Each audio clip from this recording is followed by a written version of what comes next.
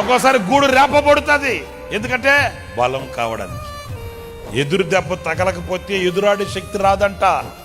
ఎదురు దెబ్బ తగలాలి, బలం రావాలి, ఆటుపోట్లు ఎదుర్కోవాలి, అవాంతరాలు అభ్యంతరాలని ఫేస్ చేయాలి. శుతిమెత్తగా సుకుమారంగా పెరగకూడదు. అంటే నేను చెప్పేది అట్లని బజార్లో అమ్మడబడి అడ్డదుడ్డాలుగా తిరగమని కాదు నేను చెప్పేది. స్పిరిచువల్గా, ఆత్మీయంగా శోధింపబడాలి, పరిశోధింపబడాలి, పరీక్షింపబడాలి. అలాంటి అనుభవాలలోనే బలాన్ని పొందుకోవాలి. కదల్చబడని బలవంతుడు కావాలి, కదల్చబడని విశ్వాసివి కావాలి, పోరాటాలలో నిలబడగలిగిన శక్తివంతుడు కావాలి. నీవు యెహోవా యందు బలాఢ్యుడు, పరాక్రమశాలివి కావాలి, బలవంతుడు కావాలి. యెహోవా యందు నేను లోకమందు బలవంతుడినే, కానీ ప్రభునందు బలహీనుడునా, బలవంతుడినా.